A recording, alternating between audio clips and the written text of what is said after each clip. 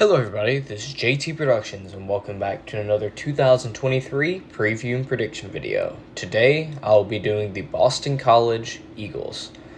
Let's get right into it. Well, last year Boston College had a very porous record of 3-9, 2-6 in the ACC with losses against Rutgers, Virginia Tech, Florida State, Wake Forest, UConn, Duke, Notre Dame, and Syracuse. Now, the thing with Boston College last year is they came into the season with some high hopes with their quarterback that was coming back from injury, Phil Jurkovec. And, well, early in the season, he got injured once again and missed a majority of the rest of the season. Well, he's gone. He transferred to Pittsburgh, and now y'all are trying to break in a new quarterback. A lot of the pieces that were there last year that helped bring in that 3-9 record are still there, and it's going to be tough for y'all to make it.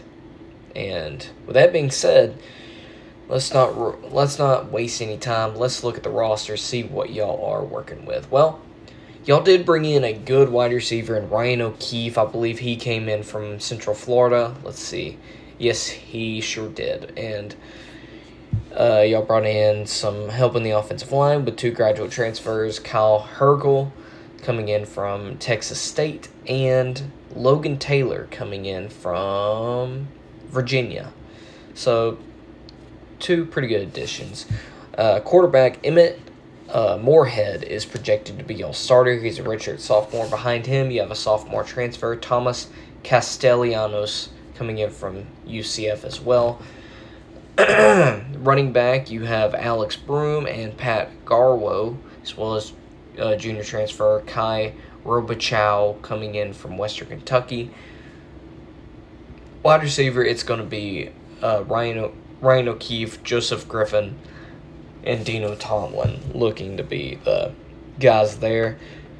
Tight end, George Takacs, Jeremiah Franklin, and that's pretty much your offense, what you're looking at. Your defense, you got some transfers in Alex Washington, graduate transfer at corner from Harvard.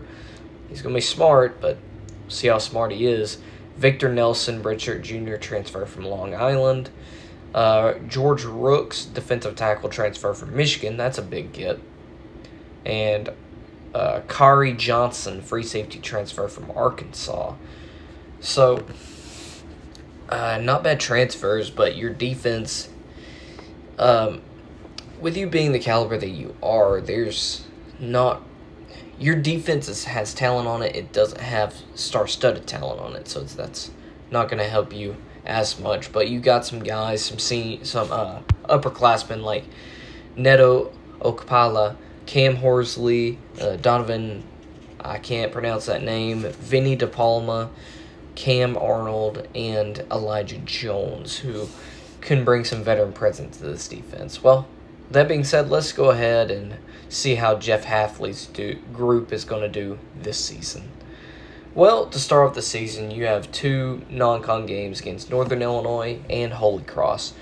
I think even with how you've played over the past couple of years without Phil Jurkovec, I think you'll be able to beat Northern Illinois and Holy Cross. I would be careful with Northern Illinois, though. I don't remember if they still have Rocky Lombardi, but he's a good quarterback. Northern Illinois is not a bad team. The Huskies could steal one from you.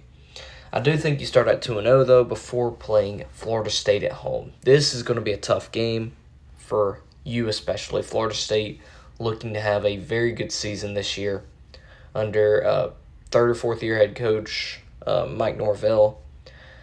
So I do think you take your first loss here before going on the road to Louisville the next week.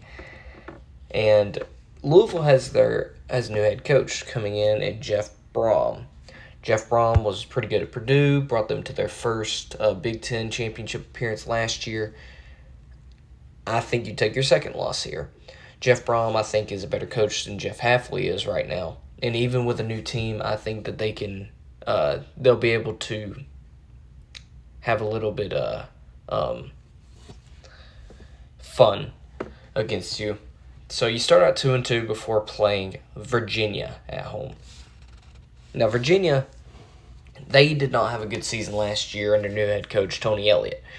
I could see them having making some strides this year offensively, and they could potentially get to bowl eligibility. But I do have you losing to them here. I really do think the Eagles quarterback situation is going to be a big issue for Boston College this year. It took everything for you to win with Phil Jurkovec, and now that he's gone, I don't know. So you start at 2-3, then you go on the road to Army West Point to take on the Black Knights. I think you get a win here, good little bounce back win before your bye week to go to 3-3, and you don't have a pushover to play after the bye week either. You go on the road to Georgia Tech. Now, you may be saying, well, what do you mean this isn't a pushover? Georgia Tech hasn't been bowl eligible since 2018. They haven't been relevant since 2014. Well, Georgia Tech now has a new head coach, Brent Key. They have a lot of transfers coming in, and I think that they beat you here, even off a bye week. Georgia Tech is bringing up physicality that hasn't been seen in a while now under Brent Key, and I think that gets the better of you, and you drop to 3-4. Then you play UConn, a team that beat you last year, and this game being between road games against Georgia Tech and Syracuse is a trap game of very tough proportions. UConn is on the up and up with their new head coach that they got last year. They beat you last year, so I'm sure you know that.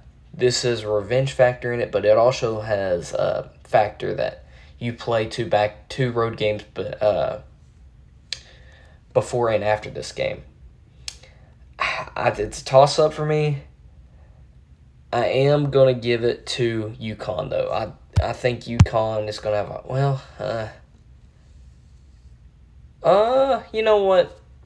I'll give you the win at home against UConn. I think I do think you beat UConn. I'll give you the win there. A little bit of a audible on this one. I do think you win on homecoming, but you do go on the road the next week and lose to Syracuse. So, a little bit of give and take there. So, at this point, you're 4-5, I believe. Yeah, 4-5 before having 3 conference games to end the season. One against Virginia Tech, on the road at Pitt, and against Miami. I do think you beat Virginia Tech. I think the offense for Virginia Tech is going to have some more woes this year that they had last year. Their offense has never been that good, and with them hiring a defensive head coach, it's going to take a couple of years for it to get started. So I think you win that game to go to 5-5 before playing at Pitt and Miami. I'm not going to sugarcoat it. I think you lose these last 2 games. I think Phil Jurkovec gets the revenge game against you when you travel to Pittsburgh, and I think Miami gets a big win against you at the end of the year on the road. Now, this could be a game to where you could sneak one away from Miami. It is at home in November, late November at that. I just think that Mario Cristobal is going to have his team